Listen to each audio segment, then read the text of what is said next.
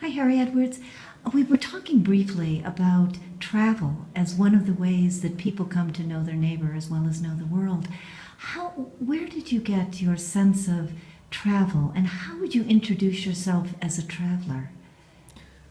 Um, uh, Let me see.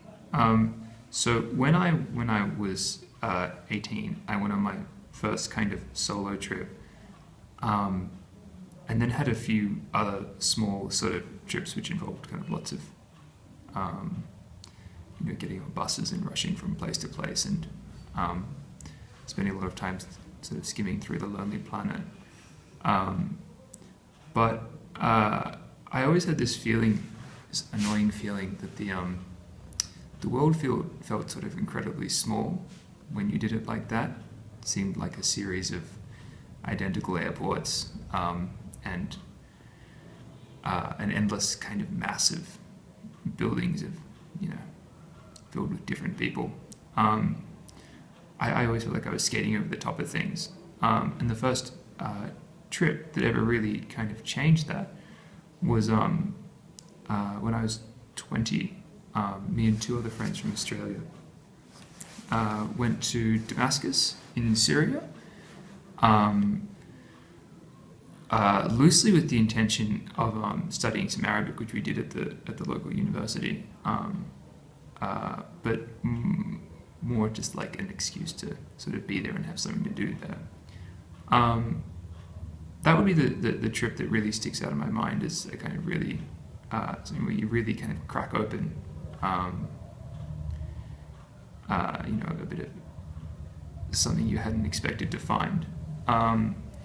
It's a really Damascus itself is a really incredible city, particularly for an Australian, because we have a sense of history being that's something that someone else has. There's there's no building older than the 1800s in Australia, and there is a long history from the indigenous people, but it kind of drifts off into the kind of unimaginable past of 40,000 years ago. We don't have buildings from the Renaissance or whatever.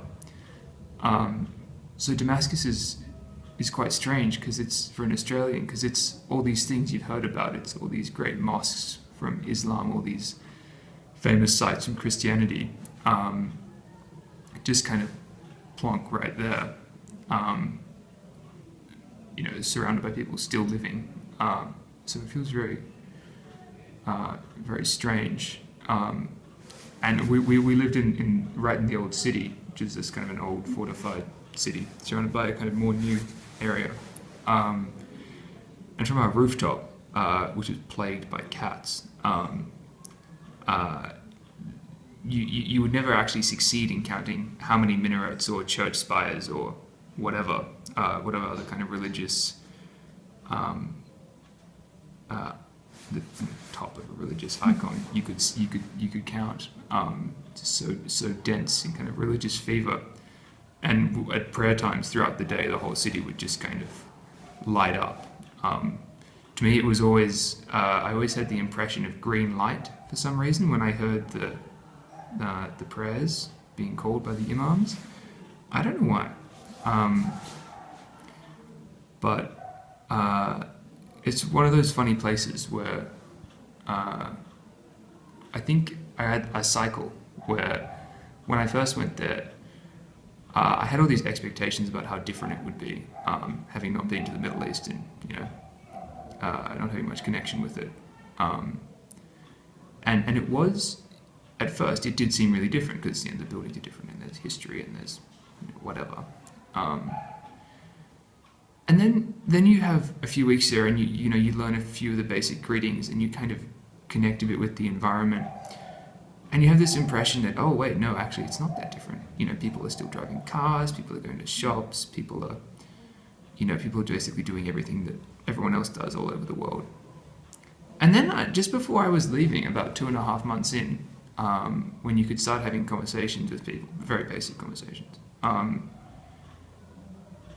you suddenly realized again that actually you were wrong, that it is totally different. it's not something which there's something going on which is more complicated than the routine of daily life, that is there, is so bound up in, you know, their ancient religion and ancient sense of, you know, identity. That's surprisingly, I found it to be surprisingly,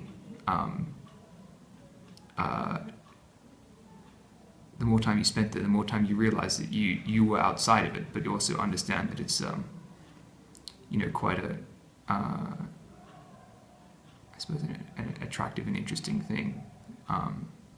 You know, people aren't just, they're not just going through the motions when they attend the daily prayer. There's something just happening inside them which is kind of invisible to a kind of agnostic Australian.